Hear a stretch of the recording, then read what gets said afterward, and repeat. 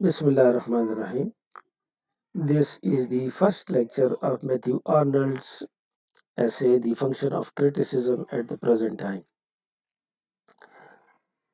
This, this first paragraph, is a kind of introduction to this essay and also to Mathew Arnold himself. As we know that Mathew Arnold was a poet critic. He has written poetry and he has written uh, critical essays, a lot of them. So he is a poet critic. In poetry, his famous poems are, as you might have studied, Sohrab and Rustam and Dower Beach. And as a critic, he has written many essays. You have studied one of them, The Study of Poetry, and this one, The Function of Criticism at the Present Time. So he was a poet critic and a significant writer, and he lived in the late part of the Victorian age and was quite prominent in the history of literary criticism. This essay, The Function of Criticism, was first published in a book which was a collection of his essays. The name of the book is Essays and Criticism, and it was published in 1865. For the first time, this essay was published in this book, in this collection of essays. In this essay, very briefly, because we are taking everything in this essay in detail later, but very briefly, let us describe what he thinks criticism is.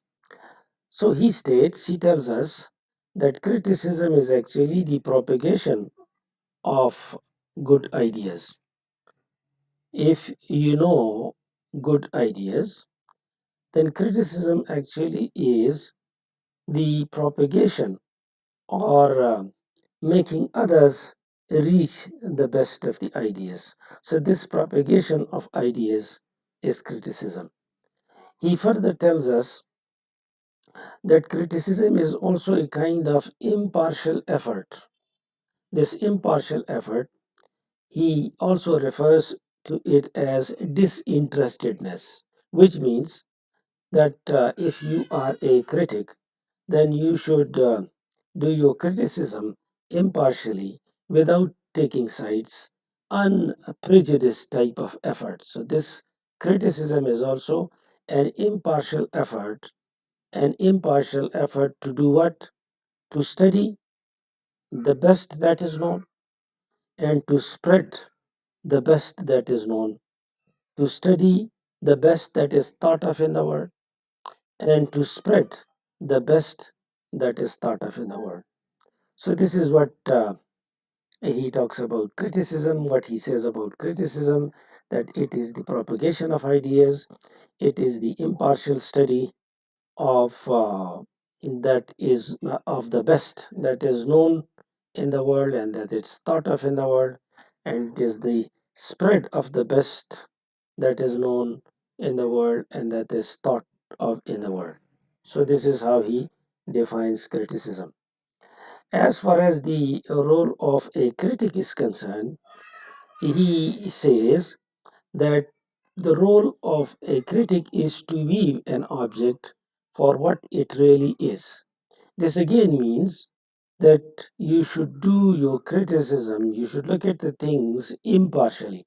For what it really is means that you should talk about that thing, but you should not exaggerate in the positive sense or in the negative sense. And you should bring the best of the ideas to the ordinary people, to the masses. For example, if the ordinary people, of course, they are not critics and they don't know what the best of the thing is, then the critic who knows what the best is should bring these best ideas to the people. So, the first role of the critic is to look at the object um, with impartiality and to talk about it as it really is. Secondly, to propagate and bring the best of the ideas to the masses, to the people. And thirdly, to create an atmosphere that fuels the literary genius of the future. For example, if the atmosphere is not the one which is able to create geniuses, then he should create an atmosphere with the help of his criticism. This critic should create an atmosphere so that the geniuses of the future are created. So he's a kind of creator of the geniuses of the future. So these are the roles of the critic: to discuss the thing as it really is. That thing refers to the literary item, a poem, a drama, or a novel, whatever. And to propagate the best ideas to the people, to the ordinary people, to the masses, and to create an atmosphere that is important for creating geniuses. We'll discuss these points in detail a little later. This is a kind of general introduction. The role of criticism, according to him, is to make itself valuable, inherently valuable, very valuable. And of course, if you take the role of a critic or the role of criticism, which is to create an atmosphere in which geniuses are created, this is a valuable, inherently valuable thing. To discuss a thing which it really is impartially, that is again something very valuable. And to propagate the best of the ideas to the masses, that is again inherently valuable, important. So this is the role of criticism. And if the people of the area where this criticism is being done, if they are complacent, if they are satisfied with the fact that they have achieved perfection, then this critic will rouse these men from the complacency, from the sleep of complacency, and as a result, then they will actually achieve perfection. So, this rousing of men from complacency, complacency means satisfaction with something which you have achieved, and then sitting back and not working hard for further perfection. That is called complacency. So, this is the function of the critic. So, he tells us that criticism should be considered as a form of art.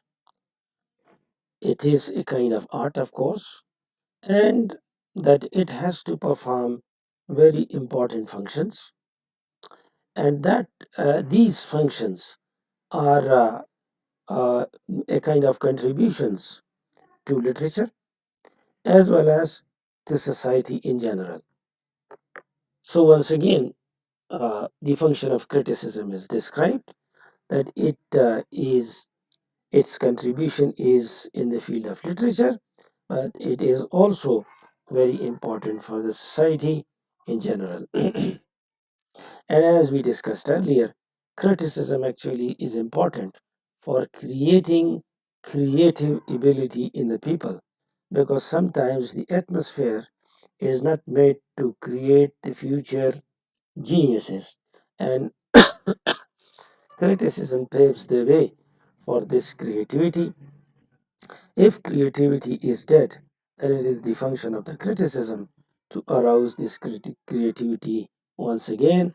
And criticism, according to him, is a way to understand life, as he has told us in the study of poetry, that poetry is the application of ideas to life. More or less, the same thing is referred to here, that it is the way to understand life, to understand world, and that it is linked to the satisfaction derived from the creative writing. Now, we know that criticism is not creative writing, because criticism um, can be done only when there is something which is creative, for example, a poem or a drama or a novel, and then criticism is a kind of evaluation of that drama, poem, or novel. So it isn't in itself creative, but we get satisfaction from the creative work. The same is the case with criticism, that we get a kind of satisfaction, happiness from criticism too. So therefore it is attached with creativity.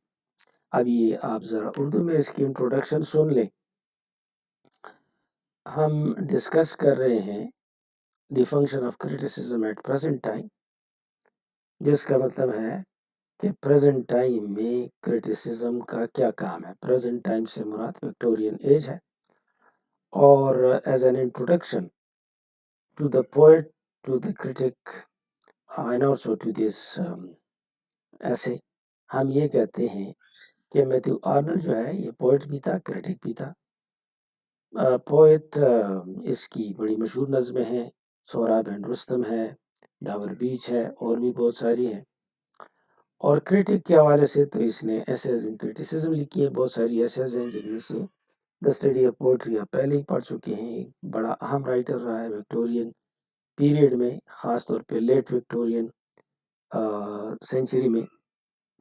और ये publish हुआ essays इन criticism में, जो कि collection है essays का, 1865 में. और इसमें ये डिफाइन करता है क्रिटिसिज्म को कि क्रिटिसिज्म जो है दरअसल ये बेस्ट आइडियाज़ को फैलाना है. डिसेमिनेशन और प्रोपेगेशन का मतलब है फैलाना, और या फिर ये इम्पार्शल कोशिश है, गैर जानिबदाराना कोशिश है कि आप स्टडी करें और आप फैलाएं किस चीज़ को, वो चीज़ जो बेस्ट मालूम है दुनिया में और जिसको बेस्ट सोचा जाता है, समझा जाता है दुनिया में, आप इसको फैलाएं. क्रिटिसिज्म क्या है? ये बेस्ट आइडियाज़ को फैलाना है. ये एक गैर जानिबदाराना कोशिश है इस बात की कि आप बेस्ट आइडियाज़ को स्टडी करें, बेस्ट आइडियाज़ जो दुनिया में मालूम है और बेस्ट आइडियाज़ जो दुनिया सोचती है कि ये बेस्ट है, उसको स्टडी करें.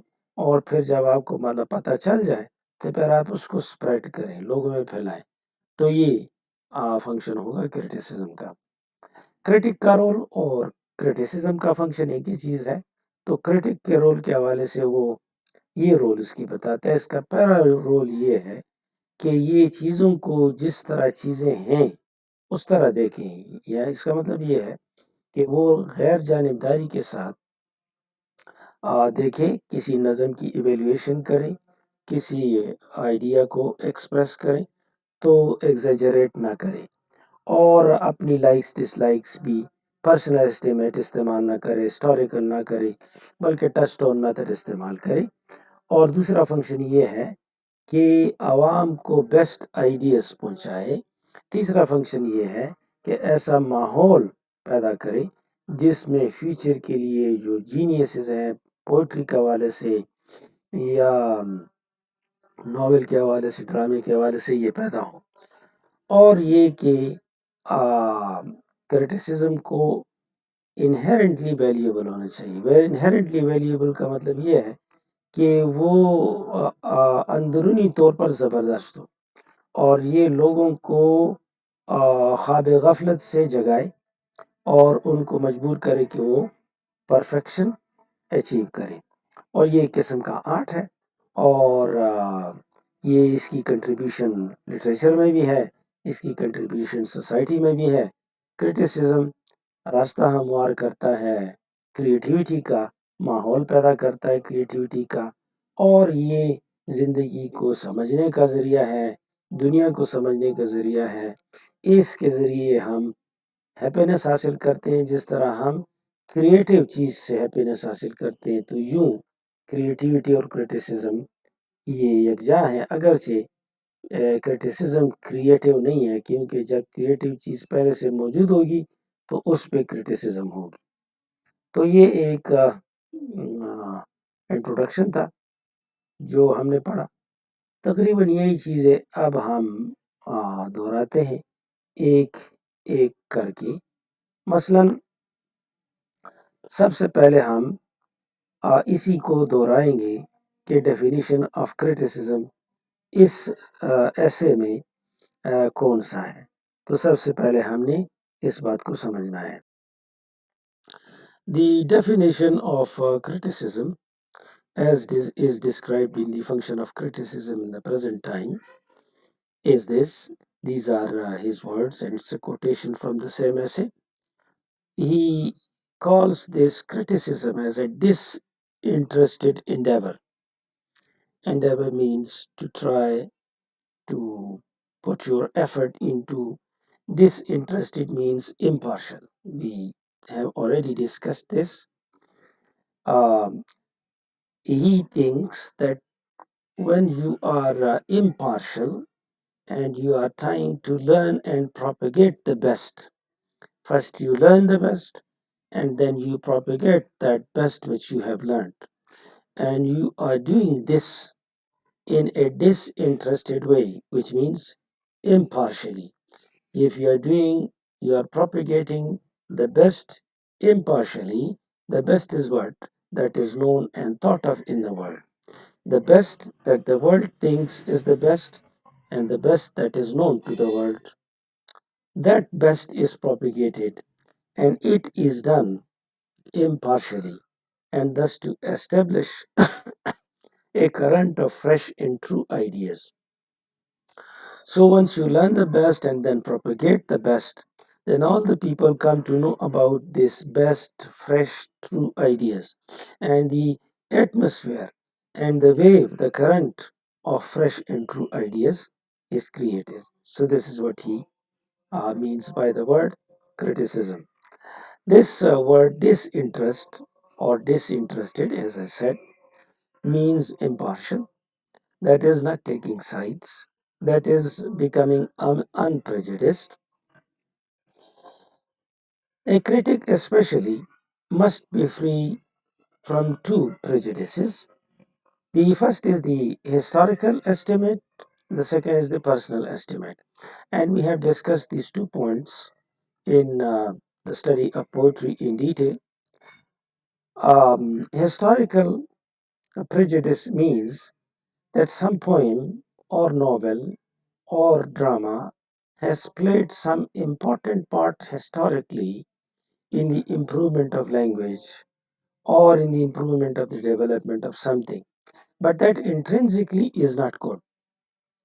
That would be the historical estimate or historical prejudice. That is, you are looking at this thing, the poem, through the lens of past, and you are neglecting the present in the work. So therefore, this historical prejudice should be avoided. The personal prejudice is easy to understand.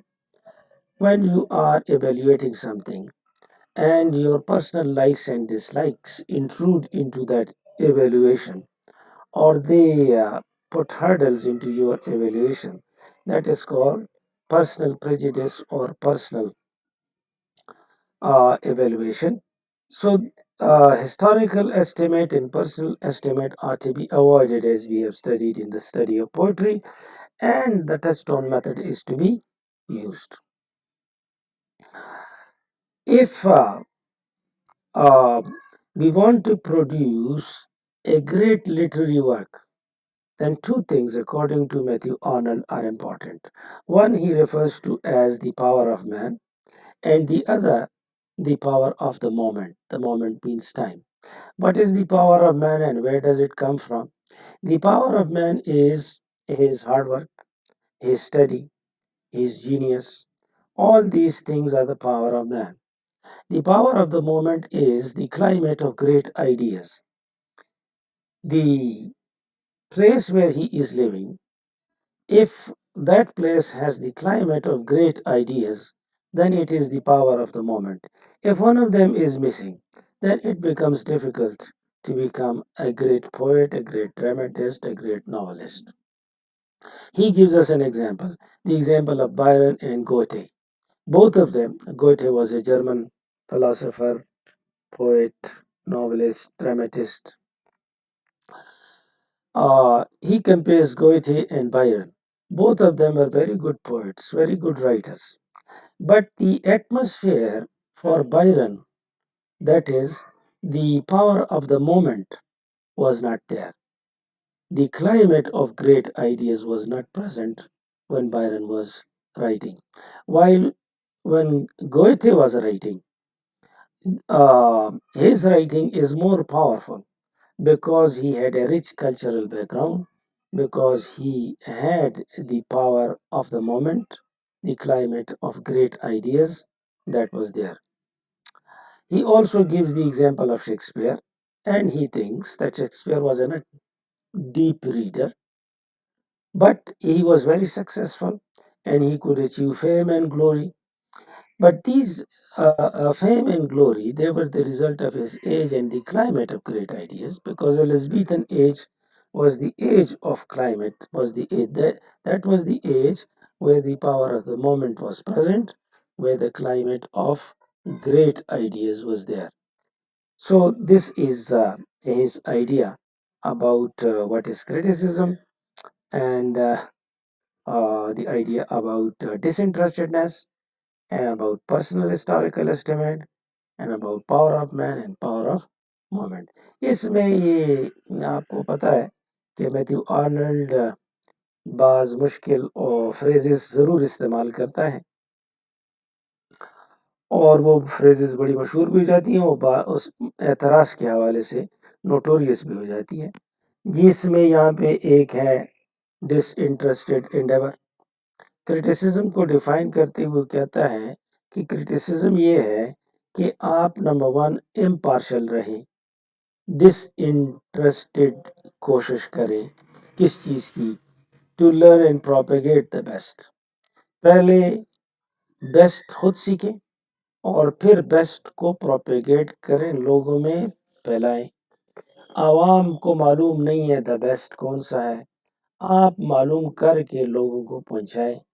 ये best जो दुनिया को मालूम है और ये best जो दुनिया में सोचा जाता है कि बेस्ट है, जब आप ये करेंगे द बेस्ट प्रोपेगेट हो जाएगा, दुनिया में फैल जाएगा, तो एक लहर पैदा हो जाएगी फ्रेश और ट्रू आइडियाज़ की आपकी वजह से एज ए क्रिटिक। तो डिसइंटरेस्टेड का लफ्ज़ इसने इस्तेमाल किया, इसका मतलब है गैर जानिबदार।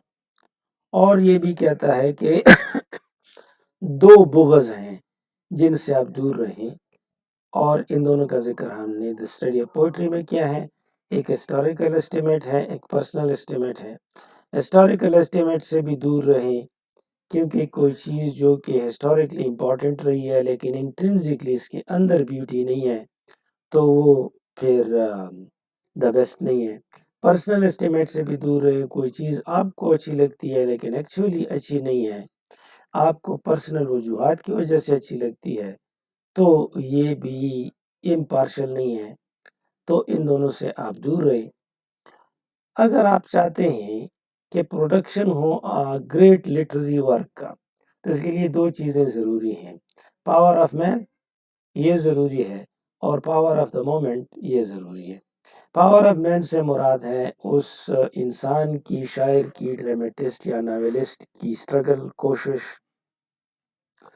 उसकी मेहनत और उसका जीनियस, ये पावर ऑफ मैन है। और पावर ऑफ द मोमेंट ये है कि जो माहौल है उसमें ग्रेट आइडियाज़ मौजूद हैं कि नहीं है। अगर नहीं है तो फिर भी पावर ऑफ मैन से सिर्फ काम नहीं चलेगा, और सिर्फ पावर ऑफ द मोमेंट से भी काम नहीं चलेगा। और वो एक्सप्लेन करता है एग्जाम्पल की मदद से। वो बायरन की मिसाल देता है कि ये भी अच्छा पोइट था, गोएथे जर्मन पोइट ड्रामेटिस्ट था, ये भी ज़बरदस्त था, लेकिन गोएथे के जो काम हैं बड़े पावरफुल हैं, क्योंकि इसका बैकग्राउंड रिच था, कल्चरली रिच था, और पावर ऑफ द मोमेंट इसमें मौजूद था। तो इस वजह से गोएथे जो है ये ज़्यादा पावरफुल है। इसी तरह वो ये भी समझता है कि शेक्सपियर शायद डीप रीडर नहीं था, लेकिन जो एलिज़ाबेथन एज था उसमें पावर ऑफ द मोमेंट मौजूद था। ये ऐसा एज था जिसमें फ्रेश आइडियाज़ मौजूद थे, ग्रेट आइडियाज़ मौजूद थे, और इसकी फेम और ग्लोरी का जो सेहरा है वो इसके सर भी जाता है कि इस ज़माने में कि क्लाइमेट ग्रेट आइडियाज़ का था। ऑफ कोर्स इसकी पर्सनल चीज़ें भी थी, पावर ऑफ मैन भी था, लेकिन पावर ऑफ द मोमेंट, ये दोनों जब इकट्ठे हो जाएं तो फिर एक अजीम बंदा, पोएट या ड्रामेटिस्ट या नॉवेलिस्ट, ये पैदा हो सकता है। The next thing which we need to discuss are the three functions of the critic. It's a kind of repetition because in different words we already did it in the preceding lines. The first function or task of the critic is to learn and see things as they really are. Uh, this is important because only after learning something good, something which is the best, and seeing them as they really are impartially, it is only after this that you can then hand it over to the others. So the first task is to learn for yourself the best that is known in the world and that is thought of in the world. And this you should do by looking at the things as they really are, that is, in a disinterested manner and an impartial and unprejudiced manner. The second function of the critic is that whatever he has learned, whatever the best which he has learned impartially, to propagate that and to hand it over this idea to the others, and to convert the world, to make the best ideas prevail, so that the best ideas are created and they are given to the world. So the first is to learn, the second is to propagate, to hand it over to the others, and the third is that if the atmosphere is not favorable for the future creative geniuses, then this is his function to create a favorable atmosphere. How? By promoting a current of ideas, a wave of ideas in the highest degree, animating and nourishing to the creative power, which means the same as this: to create a favorable atmosphere for creative genius of the future. The same is repeated in different words. You will then be able to create a current of ideas in the highest degree animating. This current of ideas which you have created will be extremely fascinating and will actually inspire the other. It will nourish the other and it will nourish the creative power. It will create an atmosphere. So this is important for the prevalence of the best ideas. If the best ideas are not prevalent, if the best ideas are not present, then there would be cultural anarchy, which means that culturally there will be nothing good. Anarchy means something which is not harmonious, can be translated as gadbad, halagula. So he thinks that the best ideas should prevail, and in order to recognize the greatness of a literary work, you should not only look to the social ideas and to the social influences. That is, you should ignore the social influences in order to point out to the greatness of a literary work. And how can you become a great? As we have discussed earlier, two powers must converge. Two powers must come together in order to create a genius. One is the power of man, and the other is the power of the moment. The power of man, as I told you, comes when you try hard, you work hard, you are a genius, and you study hard. The power of the moment is actually the prevalence of the best ideas, the atmosphere. So, critic um, Arnold thinks that he should study the literature of his own country. But not only this, he should also study the foreign literature and ideas. And once he has studied his own literature and the foreign literature and ideas, the next comes the propagation of the ideas. And this propagation of the ideas should be objective. Objective means impartial. Endeavor means to work hard, to struggle, etc. So this is about the three functions of the critic. तीन जो function हैं critic के, जो कि इससे पहले भी जिक्र हुआ तकरीबन, वो ये है नंबर वन कि आप या कोई क्रिटिक वो खुद सीखे और जो चीज़ रियली जितनी है उतनी समझे, न ज़्यादा न कम। ये इसका पहला फंक्शन है। दूसरा फंक्शन ये है कि जब उसको बेस्ट मालूम हो गया और इम्पार्शली स्टडी कर ली, तो अब ये बेस्ट दुनिया को हैंड ओवर करे ताकि दुनिया में तब्दीली आए, ताकि दुनिया में बेस्ट आइडियाज़ वाक़ हों, मौजूद हों। ये इसका दूसरा फंक्शन है। पहले सीखे फिर फैलाए।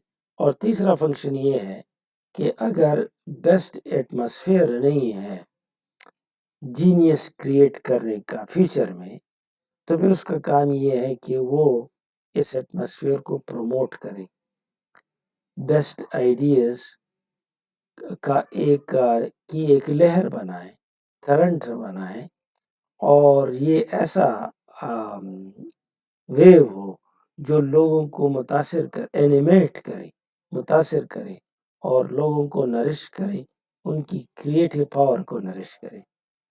अगर बेस्ट वाक़ई नहीं होगा दुनिया में तो इसको वो कल्चरल एनर्की समझता है। एनर्की का मतलब है गड़बड़, अबतरी। तो फिर कल्चरली चीज़ें ठीक नहीं होंगी। अगर आप किसी में ग्रेटनेस देखना चाहते हैं तो सोशल इन्फ्लुएंस और सोशल आइडियाज़ इसके अलावा जो उसको मत देखिए, इंट्रिंसिकली देखिए उसमें क्या बेहतरीन है। दो चीज़ें मिल जानी चाहिए किसी शख्स को ग्रेट बनाने में। अगर ये मिल गई तो वो ग्रेट होगा। एक है द पावर ऑफ मैन और दूसरा है the power of the moment, जिसका ऊपर भी जिक्र हुआ। तो ये दोनों जब इकट्ठी होंगी तो आप ग्रेट बनेंगे। एक क्रिटिक ये मेहनती होता है, ये अपने मुल्क का लिटरेचर भी स्टडी करेगा, ये फॉरेन लिटरेचर भी स्टडी करेगा, अपने मुल्क के आइडियाज स्टडी करेगा, फॉरेन आइडियाज स्टडी करेगा और जब ये सीख जाएगा तो फिर ये लोगों को पहुंचाएगा, लेकिन लोगों को ये पहुंचाएगा ऑब्जेक्टिवली, डिसइंटरेस्टेडली, impartially, unprejudicedly। ये फिर इसका काम होगा। तो ये तीन फंक्शंस हैं, पहले खुद सीखे फिर फैलाए और माहौल बेहतरीन पैदा करे, वो माहौल जो जीनियसेस के लिए इम्पोर्टेंट हो। The role of criticism, according to Mathew Arnold, is to make itself inherently valuable. Now, how can it make itself valuable? It can make itself valuable by making what he is writing such that whatever he writes brings joy to the writer and to the reader, and by making sure that the best idea reaches society. In both these ways, criticism can become inherently valuable. So that criticism is valuable, which brings joy to the writer and to the reader, and which makes it sure that the best of the ideas reach to the society. That is its inherent valuability. Another function of the criticism is to rouse men out of their self-satisfaction and complacency. Sometimes people become self-satisfied and therefore they do not work hard for further improvement. So it is the job of criticism or the critic to rouse them from the sleep of this self-satisfaction and complacency, and this function is performed by criticism.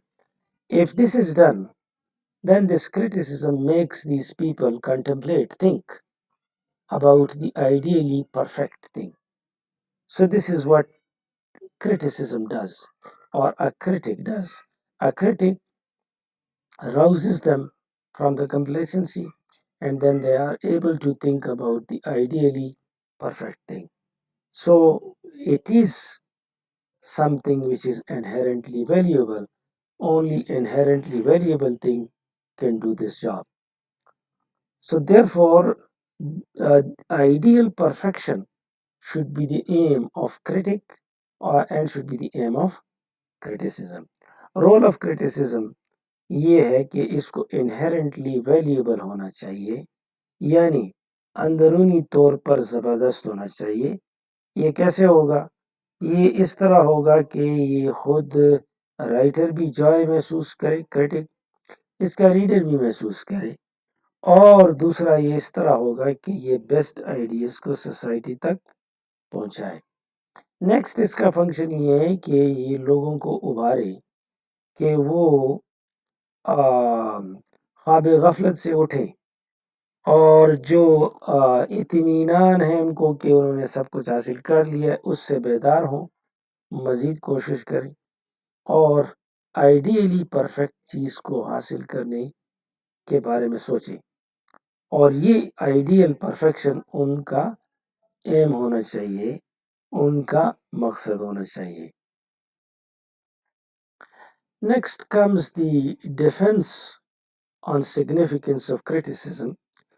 Matthew Arnold believes that criticism is extremely significant and important, um, and that a lot of literature from European nation has been used for the purpose of criticism.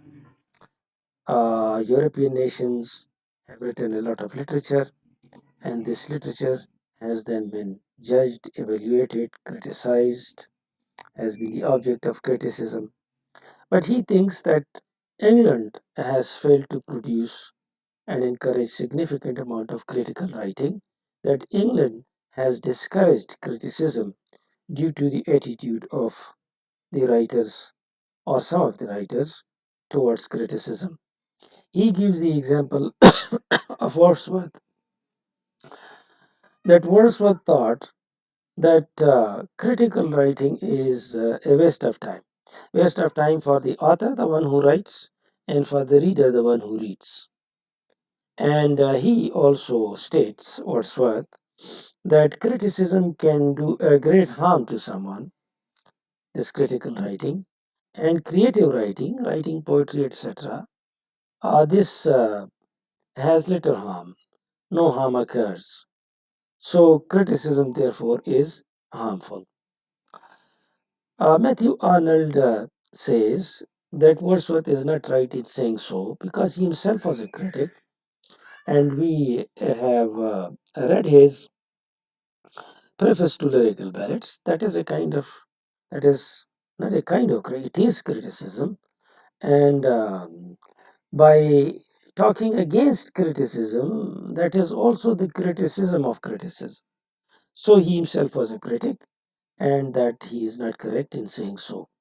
वो defence करता है criticism की, और हमें बताता है कि European Nations ने बहुत सारा लिटरेचर लिखा है, उसमें बहुत क्रिटिसिज्म भी लिखा गया है, लेकिन इंग्लैंड जो है इसने ज़्यादा क्रिटिकल काम शो नहीं किया, प्रोड्यूस नहीं किया, और इसकी वजह ये है कि जो राइटर्स हैं उनका क्रिटिसिज्म की तरफ रवैया ये दुरुस्त नहीं है। मसलन वर्ड्सवर्थ का ख्याल ये था कि critical writing waste of time है, लिखने वाले के लिए भी और पढ़ने वाले के लिए भी, और जब आप क्रिटिसाइज करते हैं तो आप किसी को हार्म करते हैं, नुकसान पहुंचाते हैं, और जब आप क्रिएटिव राइटिंग करते हैं तो कोई नुकसान नहीं पहुंचता। तो क्रिटिकल राइटिंग नहीं करनी चाहिए, या ये उसके ख्याल में फजूल था। और इस तजाद को, पैराडॉक्स को, जो वर्ड्सवर्थ का था, ये दूर करता है और बताता है कि ये वर्ड्सवर्थ तो खुद क्रिटिक था और इसने प्रेफेस टू लिरिकल बैलेट्स लिखा, जो कि क्रिटिसिज्म है। और जब वो क्रिटिसिज्म पे क्रिटिसाइज करता है तो ये भी तो क्रिटिसिज्म है। तो ये इसने खुद भी क्रिटिकल राइटिंग की है, क्रिटिसिज्म की है। ये बात सही नहीं है कि critical writing waste of time है। The next is the comparison of literary criticism and creativity. Matthew Arnold agrees that creative capacity, creative ability is more important than critical faculty or critical ability. He agrees to this. And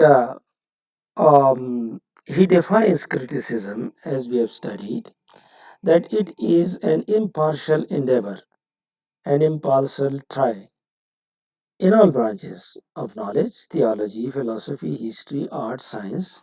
In all these branches, if somebody tries to see the object as in itself it really is, that is, impartially, he does not exaggerate in the positive sense or in the negative sense, and he honestly, whether it's theology, philosophy, history, art, or science, and he honestly portrays the thing as it really is, then this he calls criticism.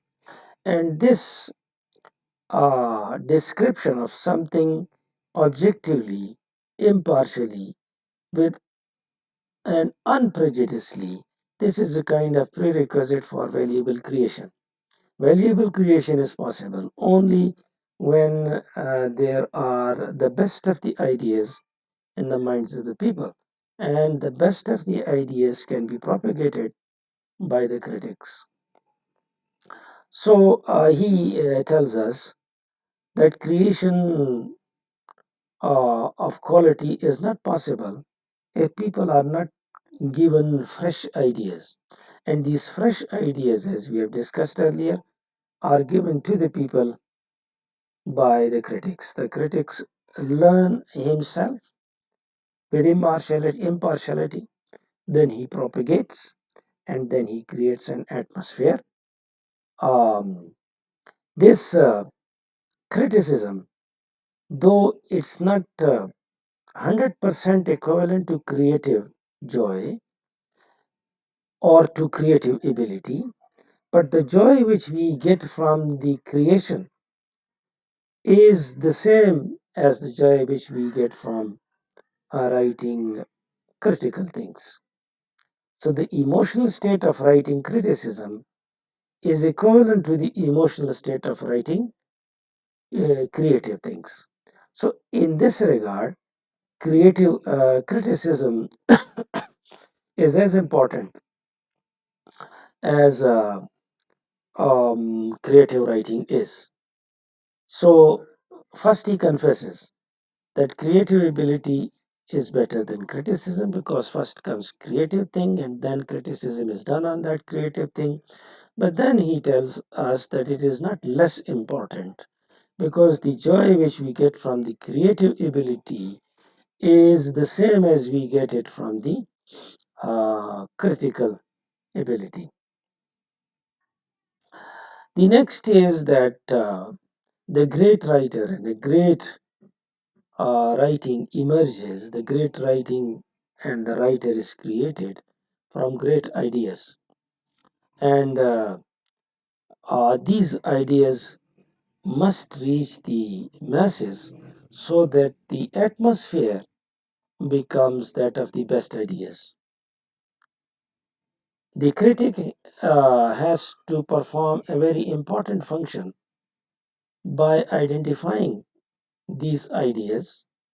So this is his function, that he identifies these best ideas, and he does this with disinterest, that is impartially, and then he has to hand these ideas over to the ordinary people. There is the ability in the critic to create such an atmosphere where the dormant creativity is roused, and this is done by someone who is a critic by criticism. Literary criticism, therefore, is significant. It is as significant as important as the creative faculty is important. यहाँ इन paragraphs में जो अभी ख़त्म नहीं हुए हैं, criticism और creativity का मुवाजना उसने किया है। तो वो ये मानता तो है कि क्रिएटिव कैपेसिटी ये क्रिटिकल कैपेसिटी से ज़्यादा बेहतर है, क्योंकि बगैर क्रिएटिव थिंक के, बगैर नज़म के, बगैर नॉवल के, बगैर ड्रामे के आप क्रिटिसिज्म किस चीज़ पे करेंगे? तो ये इम्पोर्टेंट है ज़्यादा। और वो क्रिटिसिज्म को डिफ़ाइन करता है कि तमाम ब्रांचेस, ख्वाह वो मज़हब हो, फ़िलासफ़ी हो, तारीख़ हो, आर्ट हो, साइंस हो, सब में आप देखते हैं इम्पार्शली बेस्ट आइडियाज़ को मालूम करते हैं गैर जानिबदाराना तौर पर, और रियली जो चीज़ है वो आप निकालते हैं। और ये बात मैथ्यू आर्नल्ड की ठीक है कि आप बगैर प्रेजुडिस के चीज़ की वर्थ को बयान करते हैं, और ये चीज़ ज़रूरी है क्रिएशन के लिए, क्योंकि अगर किसी चीज़ को की अहमियत को पर्सनैलिटी के तौर पर या हिस्टोरिकल के तौर पे बेस्ट समझा जाए, तो फिर ये क्रिएशन नहीं होगा, क्योंकि पुरानी चीज़ रिपीट की जाएगी। लिहाजा वो ज़ोर देता है इस बात पर कि क्रिएशन उस वक्त तक नहीं होगा जब तक फ्रेश आइडियाज़ की एक लहर ये न पहुंचाई जाए लोगों को, और ये फ्रेश आइडियाज़ का पहुंचाना ये काम है क्रिटिक का। क्रिटिक ये काम करेगा। लिहाजा क्रिएटिविटी तो ज़्यादा बेहतर है, लेकिन क्रिटिसिज्म भी इम्पॉर्टेंट है, इसकी अपनी अहमियत है। जब आप क्रिटिसिज्म लिखेंगे तो आपको एक किस्म की जॉय महसूस होगी। जब आप एक इमोशनल स्टेट में जाएंगे, जब आप क्रिटिसिज्म लिखेंगे आपको खुशी महसूस, लेकिन इसी तरीके से जब आप क्रिएटिव राइटिंग करेंगे तो तब भी आपको एक खुशी महसूस होगी। मैथ्यू आर्नल्ड कहता है कि इन दोनों खुशियों में कोई फ़र्क नहीं है। लिहाजा क्रिटिसिज्म इतना ही इम्पोर्टेंट है जितना क्रिएटिव वर्क इम्पोर्टेंट है। और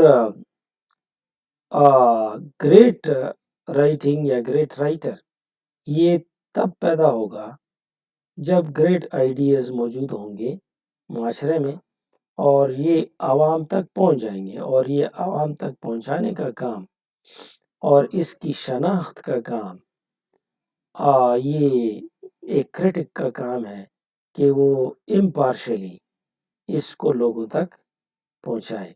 यूं एक ग्रेट क्रिएटिविटी वाला माहौल पैदा होगा। डॉर्मेंट क्रिएटिविटी वाले माहौल से जो लोग सोए हुए हैं, डॉर्मेंट हैं, वो एक्टिव हो जाएंगे, क्रिएटिव हो जाएंगे क्रिटिसिज्म की वजह से। और ये डॉर्मेंट एक्टिविटी यानी लोग की क्रिएटिविटी डॉर्मेंट सोई हुई तब होती है जब वो ऑब्जेक्टिव क्रिटिसिज्म नहीं करते, जब वो गैर जानिबदार नहीं होते। जब वो जानिबदार होते हैं, तरफदारी वाले, पर्सनल एस्टीमेट, हिस्टोरिकल एस्टीमेट की वजह से क्रिएटिविटी ख़त्म हो जाएगी। तो लिटरेरी क्रिटिसिज्म इतना ही इम्पोर्टेंट है जितना कि क्रिएटिविटी इम्पोर्टेंट है। The point in this next paragraph is that everyone is not fit for creating things. That is, some people have one type of ability, the others have other types of abilities. So if somebody insists that only creative thing is good, and a person doesn't have the creative ability but has that advanced critical ability, then why not do criticism? That is, if somebody who doesn't have the capacity for creative thinking, that is creative creation, creating a poem, a drama, or a novel, if that is missing in him, and the other ability he has is that of doing criticism. So why not do criticism? So what is bad in doing that? So he thinks that free creativity, exercising this free creativity, can be done in doing criticism. In his words, these are his words, it is undeniable also that men may have the sense of exercising this free creative activity in other ways. This free creative activity is the use of your mind. The use of the mind can be done in other ways than in producing great works of literature or art. Producing great work of literature and art means creative work. It is not only the creative work which is important. There are other abilities in the people and they should be used.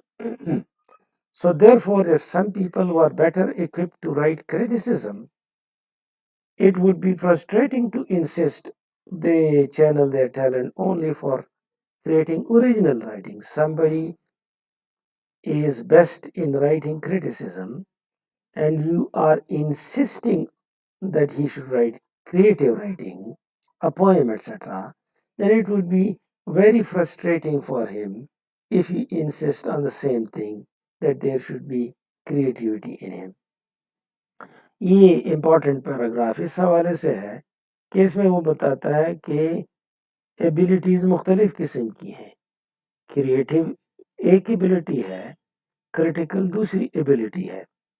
अगर किसी शख्स में critical ability है और आप इसरार करते हैं कि वो क्रिएटिव एबिलिटी इस्तेमाल करें, तो ये उसके लिए बहुत फ्रस्ट्रेटिंग होगा, क्योंकि जो काबिलियत है वो सिर्फ एक चीज़ में नहीं होती, मुख्तलिफ चीज़ों में काबिलियतें इंसान शो करता है.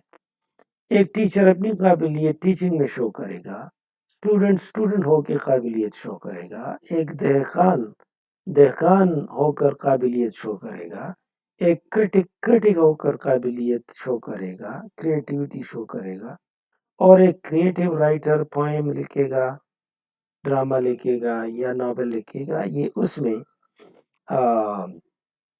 क्रिएटिविटी शो करेगा. तो क्रिटिकल फैकल्टी जो है इसका अपना इस्तेमाल है और जो क्रिएटिव फैकल्टी है उसका अपना इस्तेमाल है. The importance of criticism also arises from the fact that it is very important uh, for creative power, that is, criticism is necessary because the elements with which the creative power works are ideas. The creative person, he uses ideas, and these ideas, if they are not present in the atmosphere, then he will not be able to write creatively. And the presence of the ideas in the society is because of the critic, as we have discussed earlier.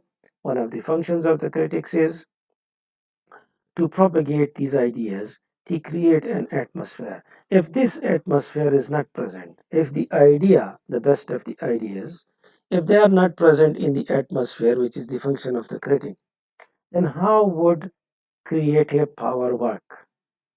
So the elements with which the creative power works are created by a critic. Criticism is important, therefore, for creative writing. If there is no criticism, that is, if the ideas are not present, not prevalent, then creation will not be possible. If authors do not readily know these ideas, an author would know only if some critic has propagated these ideas, they have nothing to write about.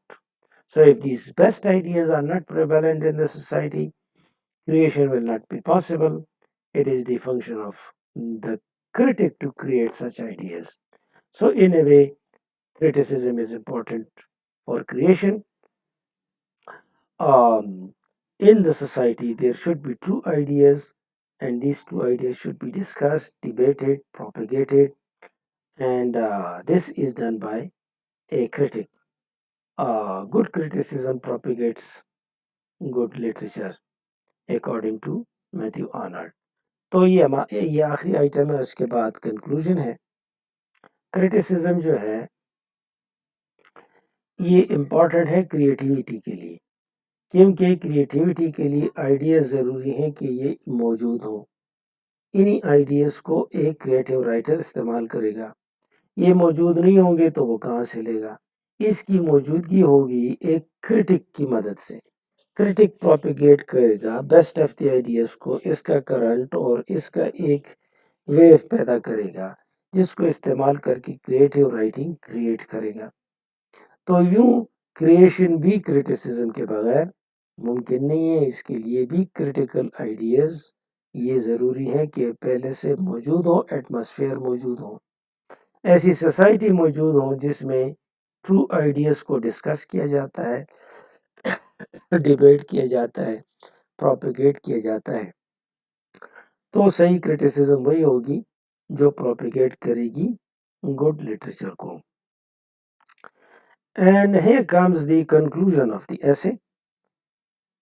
In the conclusion, we say that he was a great critic and one of the modern critics, and he is also referred to as the critic's critic, the best of the critics, because he has contributed to the meaningfulness of criticism, that criticism is important in literature, and that it is important for creation, and that it has to perform several functions, and that it is considered as an art, and that the power of man and the power of moment are important for the best type of, for the creation of the best type of writer.